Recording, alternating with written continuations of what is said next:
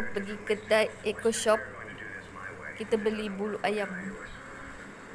Bulu ayam. Lepas tu kita beli papan. Siap dengan pisau. Beli 2 warna biru dengan. Lepas tu kita beli alas meja. Sebab cantik sangat alas meja bunga matahari. Bunga matahari.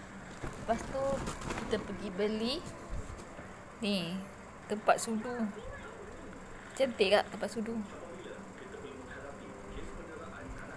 Lepas itu belilah gunting. 2 gunting. Asyik hilang kat rumah ni. Beli 2 gunting. Satu biru pink. Satu warna biru. Entah mana pergi yang biru. Lepas tu beli apa? Lemon tea. Ais lemon. RM2.60. Lepas tu beli penyangkut underwears. Underwears. Luar dalam. Bahasa Melayu luar dalam. Lepas tu banyaklah kita mencekau. Kita beli pasu bunga kaca RM2.60. Cantik tak?